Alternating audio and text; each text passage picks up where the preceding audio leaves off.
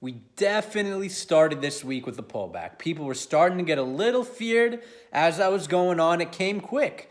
But as we say, the market takes the elevator on the way down and the stairs on the way up. Now, the good news is we had every reason for that pullback to be a lot worse than it actually was. There were a lot of people who were saying the market's super inflated and we might retest the lows. There's a lot of uncertainty. The open might not go as planned. We've lost a whole lot of jobs and the prices are too high and valuations are too high. And there's an argument to be made on that side of it. But what I want to point out is we had every reason for that momentum to build and for it to continue going.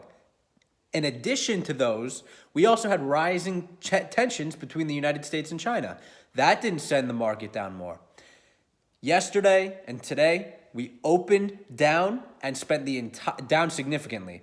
And we spent the entire day slowly, gradually coming back and finishing up. Just slightly, but finishing up. Yesterday, a little more substantial than today, but both days, back-to-back days up, only down 2% on the week. And if we look at the month, we're barely up on the month.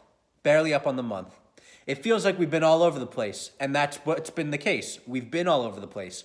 There's been a lot of chop in this market, a lot of volatility. And that's why I made yesterday's video about don't really focus on the market. Focus on your gut. Be a stock market cowboy and listen to your gut. What is your gut telling you? And bet on that. Don't worry about these fluctuations and hopping on team bull and hopping on team bear and switching teams and all that. Don't worry about any of that, Obviously, we want to buy on when the bears are taking over. The saying stays true. Be greedy when others are fearful and be fearful when others are greedy. But the most important thing is this market is going to remain choppy. It's flopping all around.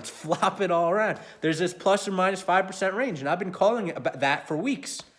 But it's definitely starting to develop here. So now we got to forecast into the future, decide what we think the future is going to look like, and place our bets.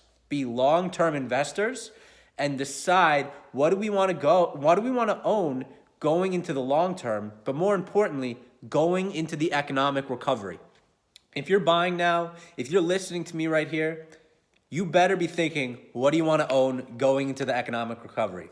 That's how I'm investing right now. I'm not thinking, is the market going to be down next week or up next week? I'm thinking, what do I want to own in the economic recovery? What is America and the world going to look like in that recovery phase? So with that in mind, there's a couple interesting things we have to keep in mind. China and the United States seem to be battling it out right now. We might have already been in a Cold War, but it looks like it's escalating. And I think it needs to escalate. I think China's got to fix themselves a little bit, and I think a lot of people will agree. So China, and the FBI has warned against this, is hacking all the universities and pharmaceutical companies working to find a vaccine for COVID. Here in the United States, the reason why we have the best healthcare products, I don't want to get into the insurance debate. I'm talking about the best healthcare products, the most ventilators, the best vaccines, the best cures. It's because companies are financially incentivized to develop these cures. Either the health insurance companies will pay for it or the government's going to pay for it. In this instance, the government's going to pay for it. So all of these universities and all of these companies as a company are developing and spending lots of money and spending lots of time developing this proprietary research and information. And the Chinese are going and hacking the systems. They're hacking U.S. systems. So the FBI has warned that not the Chinese, the Communist Party, okay? I don't want to say the Chinese. I know lots of very good Chinese people.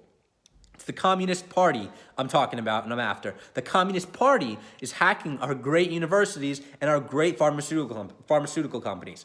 That's just one of the ways the Chinese plays.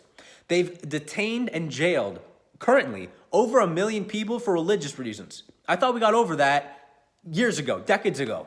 The Chinese are still throwing people and reporters in jail for religious reasons. Obviously, reporters for reporting issues, but we're not even going to get into that area. It's absurd. It's very, very absurd. There's a whole lot of issues with China that need to be resolved. I don't think we need to worry about manufacturing in China. A lot of jobs and a lot of factories are going to come back to the United States and be built in the United States. And I've been very bullish on India for a long time. And I think a lot of these factories that need to be overseas, that we need to, have cheaper labor for, otherwise the economics don't make sense. India, they're more than happy to help us out. We're more than happy to pay India. They're a good, capitalist, free country with a great prime minister and great people who are all very well educated and typically speak pretty good English. I really like India.